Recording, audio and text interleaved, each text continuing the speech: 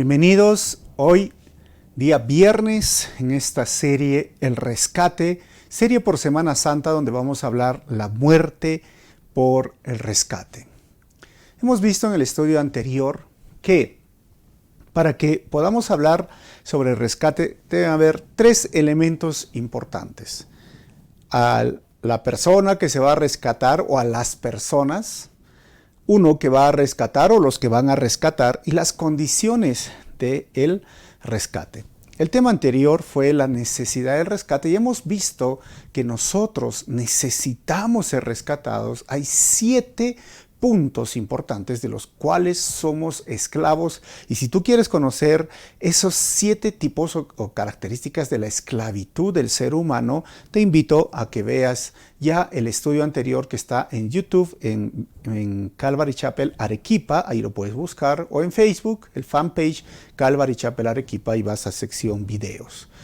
Así que recuerden, justamente el año 96, un grupo de terroristas tomó la embajada de Japón y pedían ciertas condiciones para que sean rescatados estas 72 personas.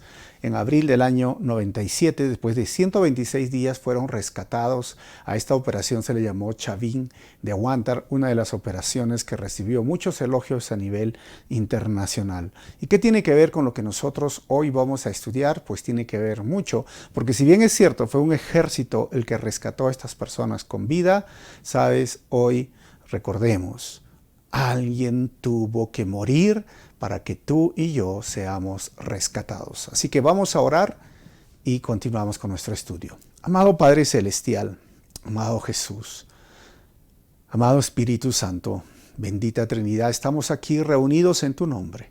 Pedimos que nos hables a través de estos versículos y nos hagas recordar que la salvación que nos has otorgado realmente es algo inmerecido. Y gracias una vez más por este tiempo que pasamos estudiando tu palabra. Habla al corazón directo a cada persona que esté escuchando esta enseñanza y usa mi vida para compartir de tu palabra en esta hora. Pido esto en tu nombre, amado Jesús. Amén. Bienvenidos entonces a la iglesia de Calvary Chapel. Hoy es la serie El Rescate y hablamos de la muerte por el rescate. Efesios capítulo 1, versículo 7, la versión NTV que voy a usar en toda su mayoría, dice así: Dios es tan rico en gracia y bondad que compró nuestra libertad con la sangre de su Hijo y perdonó nuestros pecados. Ojo, ahí van las condiciones, tenía que comprarse la libertad. Pero en la TLA, me gusta mucho esta traducción también, dice la sangre de Cristo, el mismo versículo, la sangre de Cristo que Cristo derramó en su muerte, pagó el rescate para librarnos de la esclavitud. Es decir, que Dios es tan generoso que perdona nuestras faltas. Así que la muerte por el rescate básicamente era el pago por un rescate. ¿Y cuál era? Librarnos de la esclavitud. Pero ¿cómo fue esta muerte? Hoy vamos a hablar entonces de 3 puntos. Primero, la muerte por el rescate en el sacrificio de expiación en el Antiguo Testamento. Segundo, la muerte por el rescate fue el último sacrificio para la raza humana. Y tercero, la muerte por el rescate fue la más cruel que ha existido en la historia. Así que vamos avanzando. Punto número 1, la muerte por el rescate en el sacrificio de expiación en el Antiguo Testamento. ¿Cuándo se hacía esta muerte? Dios instituyó una fiesta que se llamaba el Yom Kippur, que era el día de la expiación, donde Dios le ordena traer 2 machos cabríos, y esos machos cabríos, según Levíticos 16, 15 al 16, dice lo siguiente. Neide.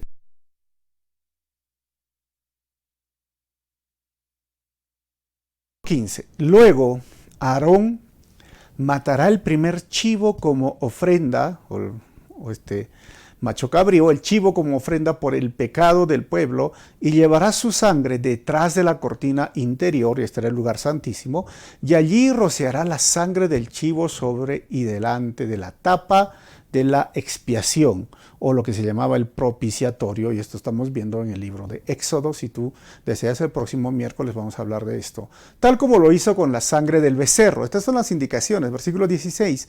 Mediante este proceso, dice la Biblia, purificará el lugar santísimo y hará lo mismo con todo el tabernáculo a causa de la contaminación por el pecado y la rebelión de los israelitas. Es decir, miren, el sumo sacerdote, como ven en la imagen, con la sangre entraba sobre esta tapa, que debajo estaba el arca del pacto, donde se encontraba, recuerden, los elementos que ahorita me voy a mencionar, y rociaba la sangre sobre este lugar, en lo cual los pecados del pueblo eran perdonados.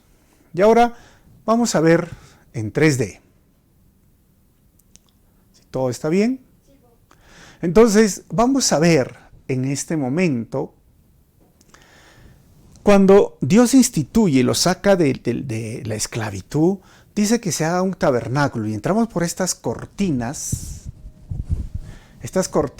que está llevándonos a este altar que se lo conocía como el altar del sacrificio, donde estaban estos animalitos y el altar de 4 cuernos.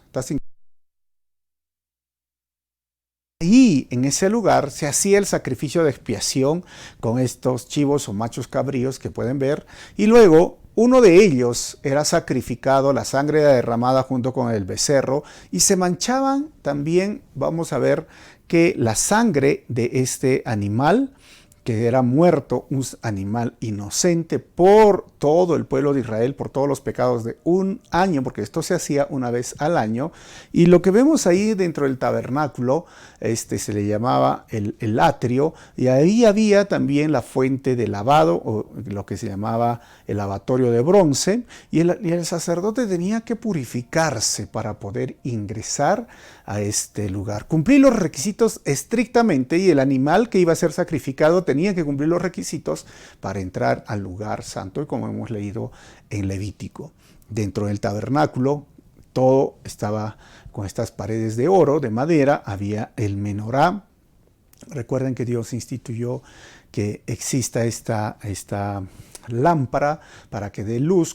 Había una especificaciones que estamos estudiando en Éxodo. Recuerden, todos los miércoles estudiamos Éxodo, y ahí habían 7 lámparas que se le echaba el aceite de oliva extra virgen, y que tenía que estar prendido todos los días y toda hora, y existía la mesa de los panes de la proposición, que habían 12 panes, uno por cada tribu, y cada Shabbat, cada sábado se cambiaban los panes, y el pan antiguo se comía, o los sacerdotes, los que oficiaban estas sacrificios, y se hacía lo que se llamaba el altar del incenciario para poder tener un aroma muy bueno con especias específicas. Todo era de oro, y una vez que se cumplía con estos ritos, y en el día de la expiación, el sumo sacerdote, había un sumo sacerdote con la sangre de aquel macho cabrío, chivo que se lo llamaba, ingresaba al lugar santísimo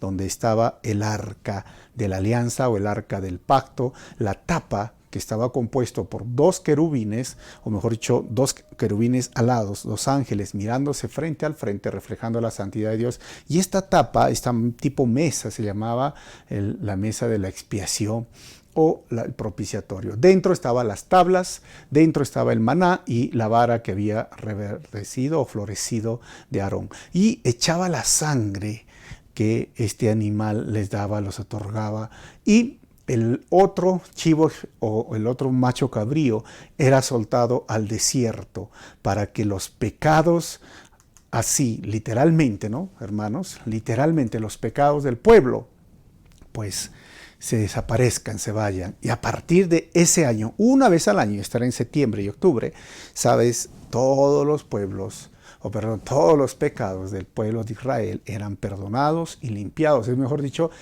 habían sido expiados por la muerte de estos animales de esta forma específica, que tenían que ser perfectos y cumplir los requisitos que decía la ley. ¿Y esto perdonaba los pecados? No, se llamaba el sacrificio expiatorio o propiciatorio, porque esto es lo que hablaba. ¿Qué significaba esto? que la ira de Dios, la ira que se encendía por el pecado, se calmaba. Y todo esto apuntaba a un sacrificio perfecto que iba a venir en el futuro. Hermanos, el sacrificio expiatorio calmaba la ira de un Dios ofendido por el pecado de Israel, y ese sacrificio era un sustituto de los pecadores. Porque, ¿sabes? El sacerdote, el sumo sacerdote, ponía las manos sobre este macho cabrío, este chivo, simbolizando que transmitía los pecados sobre este animal y lo botaba y lo dejaba del desierto y se lo llevaba. O sea, la ira era de Dios, la ira que se encendía era calmada. Y así que hemos visto entonces la muerte expiatoria por el rescate que fue en el Antiguo Testamento. Y ahora vamos a ver número 2.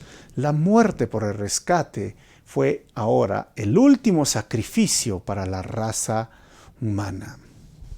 Hemos hablado de la redención y en el mundo romano habían los esclavos, ¿sabían? En ese tiempo los esclavos eran más que los libres. Llegó un punto en Roma, había más de 2 millones, según decía, de población y casi 1 millón de esclavos o más, según Josefo. Y la palabra redimir o expiar en este momento significa rescatar, librar y comprar de nuevo del mercado, según lo que hablamos en Levítico 25, 25 al 27 y 1 Corintios 6, 20 usa esta palabra redimir, y tenía esta figura de comprar un esclavo del mercado, pero para otorgarles ahora la libertad. En el Nuevo Testamento vamos a ver cómo es que la muerte por el rescate va a llegar a cumplir este propósito, ¿sabes? Para que el esclavo del pecado pudiese ser libertado, era necesario que quedasen satisfechas las demandas de la justicia de Dios. Porque ahora, si bien es cierto, los sacrificios en el Antiguo Testamento expiatorios tenían que cumplir las demandas y la ira de Dios era calmada, aquí Jesús tenía que satisfacer, o mejor dicho, calmar por siempre y para siempre la ira de Dios que estaba encendida sobre la humanidad. Tenía que cumplir ese requisito para que el sacrificio sea de una vez y por todas. ¿Y lo cumplió o no lo cumplió? Miren, 1 Timoteo capítulo 2, versículos 5 al 6 dice: pues hay un Dios y un mediador que puede reconciliar a la humanidad con Dios. Y es el hombre Cristo Jesús. Él dio su vida para comprarles la libertad a todos. Este es el mensaje que Dios le dio al mundo justo en el momento preciso.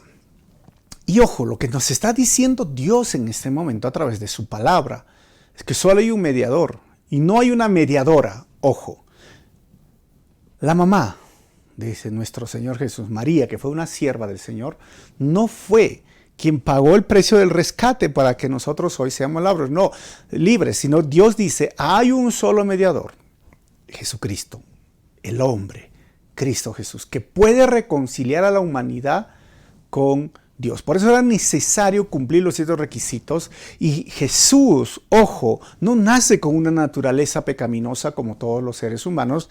Él nace, obviamente, usando el cuerpo de María. El Espíritu Santo vino sobre ella, como dice el libro de Lucas, el ángel le anunció, y ella dio a luz al Dios hecho humano, sin pecado, igual como los animalitos, sin pecado.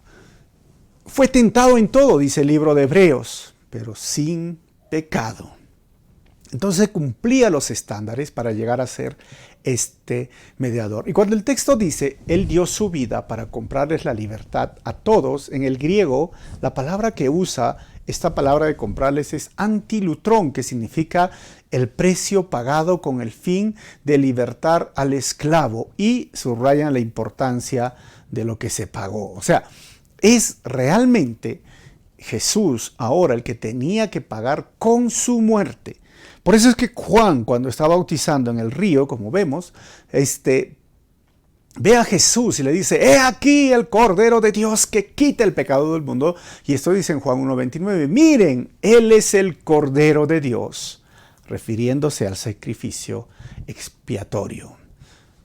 Los judíos, ¿saben qué, hermanos? Hasta aquí. creían y pensaban que a Dios le encantaba sangre, sacrificios, olor quemado, ¿no? Llega un punto donde el profeta Isaías dice, Dios está harto, habla de parte de Dios, dice, harto de tus sacrificios engordados, de la grasa, los corderos. Lo que Dios quiere realmente es un cambio en el corazón. Y ellos no lo entendían. Ellos pensaban, cuanto más sacrificios, bueno, Dios está complacido. Y es por eso que Hebreos capítulo 10, versículo 4 dice, ya que es imposible que la sangre de los toros y de los machos cabríos, de esos chivos expiatorios, quite los pecados. ¿Y a qué se estaba refiriendo? Al Yom Kippur, donde el sumo sacerdote, como decía, ponía sus manos sobre este animal. ¿Y cómo es que llegó a ser para nosotros, nuestro sacrificio de expiación? Ya no fue un macho cabrío, hermanos, fue Jesucristo quien fue latigado con estos hombres crueles que torturaron al Señor, y más adelante vamos a ver esta tortura. Y sabes, lo llevaron a una cruz y Él fue el Cordero de Dios. Y sabes que dicen que fue el día 14 del mes de Nisan, que justamente es la Semana Santa, el 15 de abril sería para nosotros el mes de Nisan, según el día hebreo. Por eso es que se celebra la Semana Santa en abril, que fue el día que se hacía el día de expiación, o fue el mismo día en el cual este Yom Kippur, este Cordero, esta muerte iba a ser recibida. Jesús cumplía todos los requisitos, y por eso en Isaías hemos encontrado muchas veces, en Isaías 53, Él no abrió su boca. Como cordero fue llevado al matadero y no abrió su boca. Nosotros lo tuvimos como azotado, nosotros fue por nuestra culpa maltratado. Y primera de Pedro capítulo 3 versículo 18 dice, Cristo sufrió por nuestros pecados una sola vez y para siempre. Él nunca pecó, hermanos, por eso cumplía los requisitos de este sacrificio. En cambio, murió por los pecadores para llevarlos a salvo con Dios. Sufrió la muerte física, pero volvió a la vida en el Espíritu. Hebreos 9:12 dice, con su propia sangre, no con la sangre de cabras ni de becerros, entró en el lugar santísimo. ¿Se acuerdan que hemos visto en esta imagen de 3D? Una sola vez y para siempre, y aseguró nuestra redención eterna. Ya no hay más sacrificios, ya no hay más sacrificios que hacer. Así que si alguien te dice, oh, tenemos que hacer sacrificios, no hay más sacrificios que hacer. Ah, no, tenemos que hacer penitencia, que es un tipo de sacrificio. No hay más penitencia ni sacrificio que hacer. Hoy, viernes, no tienes que ir de iglesia en iglesia, ni ir a las montañas, ni ir a Chapi, acá en Arequipa, ni en ningún lugar. No hay más sacrificios ni penitencias que hacer para ser salvo, aceptado por Jesucristo. Claramente dice la Biblia, Él lo hizo y su muerte fue perfecta porque Él cumplió los requisitos perfectos. Él era sin pecado y con esa sangre Él mismo entró al lugar santísimo y lo roció, así como el sumo sacerdote, como hemos visto, lo puso, y ahora la culpa por el pecado fue borrado.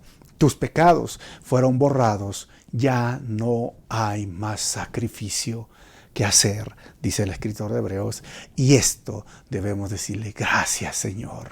Por eso que la salvación es gratuita, pero sabes, no es barata. Y vamos a ver cuál es el costo que tuvo que pagar nuestro Señor en unos minutos. Pero quiero decirte algo, Jesús murió para que ya no sufras la muerte eterna. Jesús murió para que ya no sufras tú la muerte eterna. Recíbelo, recíbelo en tu corazón. Cree que Él murió por ti, acepta ese sacrificio por tus pecados y pídele perdón, arrepiéntete de tus pecados, porque esa es la única forma en la cual tú serás librado de la muerte eterna, no haciendo penitencia, no yendo de iglesia a iglesia, no yendo a tales extremos o lugares o haciendo cualquier otras, ¿sabes qué? Penitencias que a veces dentro del mundo latino, Centroamérica y Latinoamérica hacen, caminan descalzos, van de rodillas, van a lugares así alejados, etcétera, etcétera, creyendo que de esa forma van a estar en paz con Dios. Tienen que hacer algo más para lograr salvación. No lo tienes que hacer, pero quizás sí lo tienes que dejar todo.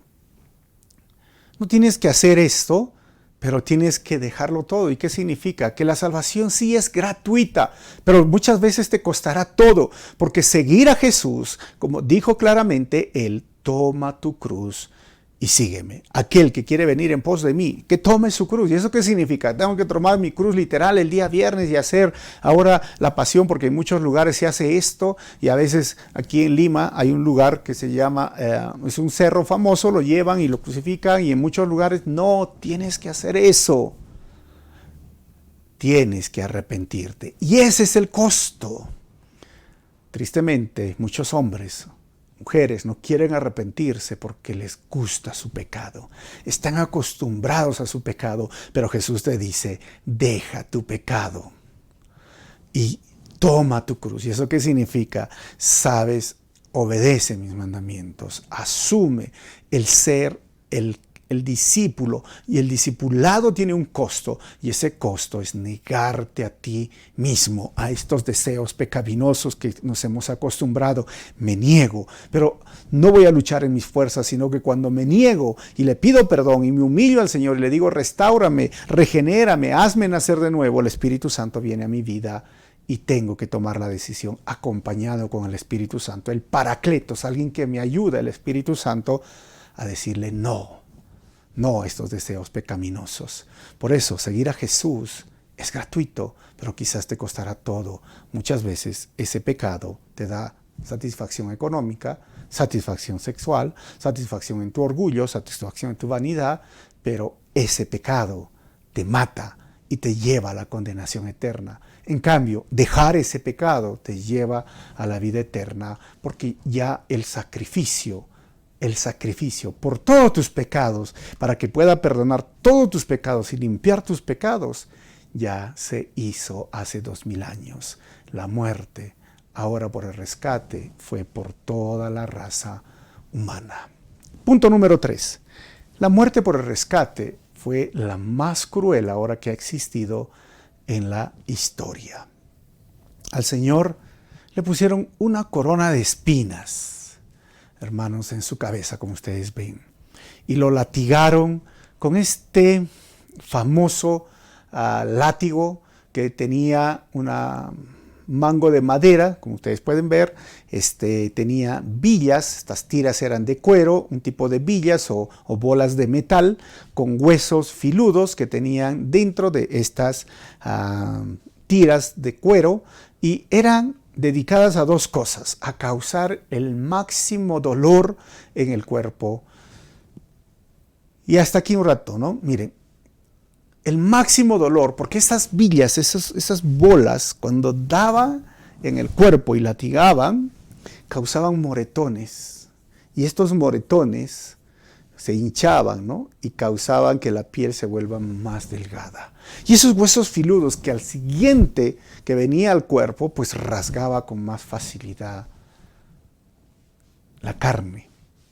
Josefo dice que muchos morían en este tipo de flagelación.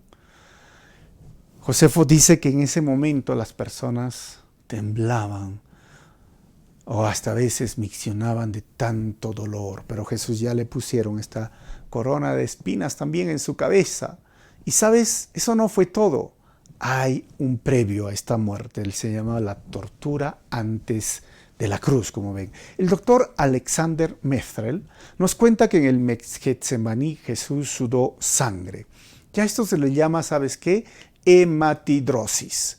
La hematidrosis hace que hasta aquí, ¿no?, los vasos capilares, por el estrés, ¿no?, de lo que iba a venir, porque Jesús sabía lo que iba a venir, en un estado emocional tan fuerte, tan elevado, se rompen los vasos capilares y sale como un tipo de sangre rosadita, y Jesús estaba sudando y cayó. O sea, emocionalmente, cuando viene un estrés, la piel empieza a sufrir. Por eso hoy día, ¿no?, a veces te salen unos problemitas en la piel y estás estresado. Sí, pues por el estrés te salen estas cosas, ¿no?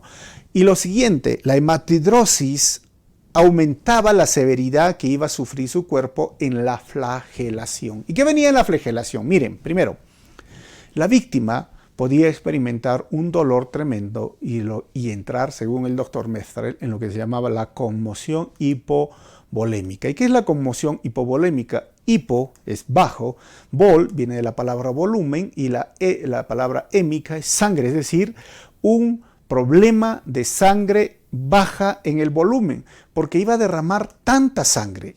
¿Y qué pasaba cuando había esta conmoción hipovolémica? La persona sufre los efectos de la pérdida de una gran cantidad de sangre y esto causa 4 efectos. Primero, el corazón se acelera, pum, pum, pum, pum, pum, pum, para tratar de bombear sangre que ya no existe. Número 2, baja la presión sanguínea, lo cual provoca un desmayo o colapso. Y Jesús se desmayó, hermano, cuando estaba cargando la cruz y encima más.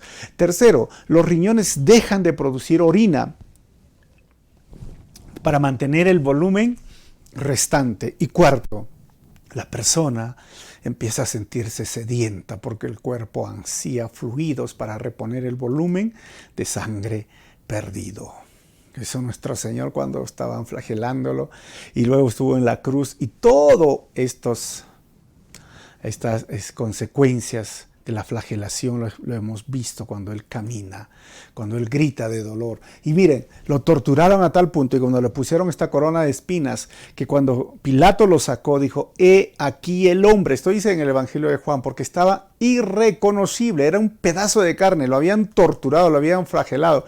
Y los líderes religiosos gritaban, crucifícalo, crucifícalo, ustedes recuerdan. Y sabes la única razón, hasta aquí nomás, ¿no? Hermano, amigo que estás viendo esto, ¿no? La única razón por la cual Jesús soportó la humillación, no solamente de la forma en que lo escupieron, le gritaron, le levantaron falso testimonio, lo acusaron de forma ilegal, hicieron juicios ilegales, y no solamente eso, le pusieron una venda en su cabeza, ¿no? Y le golpeaban con palos o con puñetes, le decían, eres profeta, profetiza quién te golpeó. No solo eso, hermanos, la flagelación lo terminó de destruir su cuerpo, el estrés emocional, lo que vivía en su cuerpo y la corona de espinas. Y él, según la Biblia, él podía pedir millares de ángeles y venían y los destruía a todos, pero la única razón que hasta este momento estaba soportando, ¿sabes qué? Eres tú. Tú eres la razón de lo cual nuestro Señor, tú, como ves, tú eres la razón por lo que Él aguantaba todo esto en la cruz. Ahora, no solamente fue esto, la muerte, el tipo de muerte. A los que ya estaban ahora golpeados, y obviamente el pueblo eligió a Jesús en lugar de Barrabás para que lo lleven a la cruz, tenía que cargar el patíbulo. ¿Y qué era el patíbulo? Era un madero horizontal, hermanos. El patíbulo latino fue una de las mejoras en la tortura de los romanos que le hicieron a la cruz. Es decir, tengo una imagen donde ves el patíbulo y ves la cruz. Habían varios tipos de cruz y una cruz pesaba entre 136 kilos y el patíbulo pesaba entre 34 a 57 kilos. Es como decir, cargarte una bolsa de cemento. Jesús le habían hecho pasar mala noche, lo arrestaron el jueves, viernes como hoy, lo estaban torturando y lo obligaron a llevar ese patíbulo que pesaba entre 34 a 57 kilos. Y recuerden, por las calles de Jerusalén, sin agua, sin líquidos, todo su espalda lacerada. Por eso él se desmayó. Miren, desde la que fue condenado a muerte la fortaleza Antonia, hay uno que se llama la Vía Crucis, que puedes recorrer todo Jerusalén si ustedes están viendo el mapa. Algunos dicen que fue llevado entre 4 kilómetros, algunos dicen 40 kilómetros. Bueno, lo importante es que fueron cuadras tras cuadra tras cuadra. Nuestro Señor no había cenado ni desayunado, estaba en problemas. Por eso es que Simón el Cirene fue alguien que venía de África, que lo ayudó. Y en Mateo capítulo 27, versículo 34 al 35, empezamos a ver cómo es que el Señor, a pesar de toda esta tortura, llegó al Gólgota para ponerle estos clavos en sus manos. Ese patíbulo le pusieron. Y por eso que en Salmos 22:14 dice, como agua he sido derramado. Dislocados están todos mis huesos. Mi corazón se ha vuelto como cera y se derrite en mis entrañas. A nuestro Señor lo pusieron en este patíbulo, como ven en la imagen. Atravesaron sus manos con clavos, atravesando estos nervios que corren nuestro cuerpo. El dolor fue horrible. En ese momento, con estos clavos de 20 a 25 centímetros, atravesando sus manos, estaba María y todo, ¿no? Y sus pies atravesaron para que puedan colocarlo en esta cruz. ¿Ves esta imagen oscura? Lo pusieron de forma... lo levantaron hasta aquí nomás, ¿no? Y sabes, cuando estaba así, hermanos, con las manos, y le pusieron el patíbulo, tuvieron que dejarlo que caiga su cuerpo, y eso dislocó sus hombros. El dolor fue insoportable. Por eso el Salmos mesiánico hablaba de esto. Y sabes, tuvo que inventarse una palabra que se llama excruciante, como ven ahí. ¿Y qué significaba? De la cruz. Porque es una palabra que se tuvo que inventar para describir el inmenso dolor que sentía nuestro Señor. Y ahí estaba, en medio de ladrones. Ya era tarde. Era un día viernes. Y el Señor estaba sufriendo. ¿Sabes? El dolor era fuerte. En el año 1968 aparecieron los restos de una crucifixión en Givat HaMitmar. Y se encontraron restos. Miren cómo atravesaban los huesos, el pie, o ven el talón, cómo estos clavos atravesaban para que no se movieran. Y ese dolor, hermanos, miren, yo tengo estas imágenes, 2 imágenes, que ponían a los maderos, era insoportable. Y nuestro Señor estaba ahí sufriendo. Y en ese momento, recuerdan, Él decía, tengo sed. Y le dieron vinagre. ¿Vinagre para qué? Para que ayude a calmar el dolor. Era un tipo de analgésico que el Señor no lo quiso tomar. Pero Él realmente estaba mal y sufriendo por ti y por mí. Y al llegar al punto donde Él dijo, consumado es. Todo se ha cumplido. El sacrificio, la muerte por el rescate era ahora cumplido, y esto se llamaba tetelestial. ¿Y sabes qué significaba esto?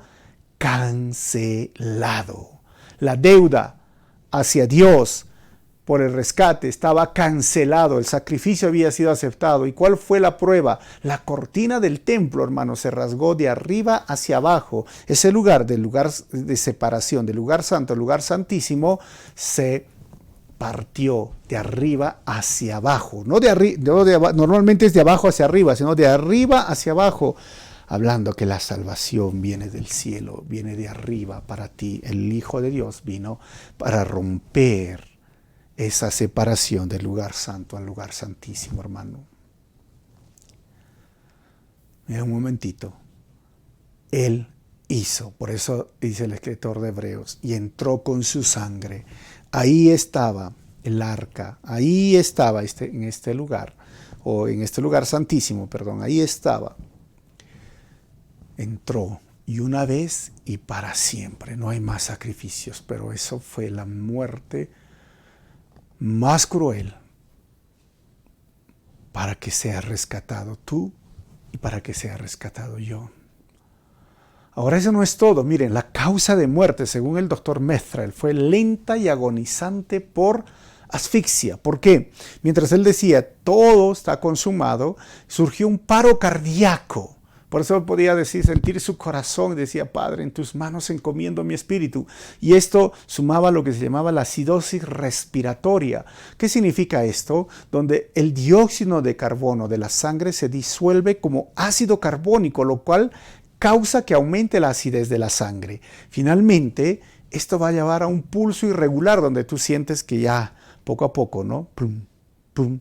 Y la conmoción hipovolémica debe de haber causado un ritmo cardíaco acelerado, sostenido, que debe haber contribuido al paro cardíaco porque ya no había sangre, ¿no? Recuerden, lo cual dio resultado la acumulación de un fluido en la membrana que rodea el corazón llamado efusión pericardíaca, al igual que alrededor de los pulmones, que se llamaba efusión pleural. O sea, efusión pericardíaca y efusión pleural estaba alrededor de los pulmones, según el doctor Alexander Metherell. Ahora, hermanos, la Biblia habla de una mezcla de agua con sangre que salió del corazón de Jesús cuando este soldado, cuando el Señor dice, tomo tus manos encomiendo mi espíritu, le atraviesan con esta lanza, y esto concuerda con el pleura del pericardio mezclado con la sangre del ventrículo izquierdo, que lo vemos. ¿Dónde queda esto? Mire, está en el espacio pleural y ahí están los pulmones. Ahí es donde le atravesaron con esta lanza y que se mezcló con agua. Y el soldado que le atraviesa dice, ¿qué? ¿Qué es eso? Y luego que muere, dice, verdaderamente este era el Hijo de Dios. Su cuerpo, hermano, mira aquí, ¿no? Maltratado. Su sangre derramada como un sacrificio expiatorio, o sea, un sacrificio de expiación. El día de Yom Kippur, el 14 de Nisan, nuestro Señor fue llevado como oveja al matadero, sufriendo una de las muertes más crueles de toda la historia. Lo hizo por ti y lo hizo por mí. Y Dios nos ofrece ahora un nuevo pacto. Y ese pacto está basado en su sangre y en su cuerpo. Y por eso que en 1 Corintios 11, 23 al 26 nos dice, este pan ahora es mi cuerpo.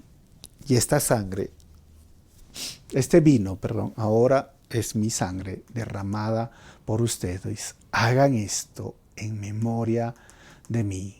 Cada vez que la beban de ella, en memoria de mí. Cada vez que la coman, en memoria de mí. Por eso es que celebramos la Santa Cena. Y este domingo queremos celebrar la Santa Cena. Después de ver esta muerte cruel, hay dos preguntas. Pero algunos me preguntan, pero miren, ¿existe la mínima posibilidad de hallar otro camino para limpiar o recibir perdón por nuestros pecados? ¿Sabes cuál es la respuesta? No.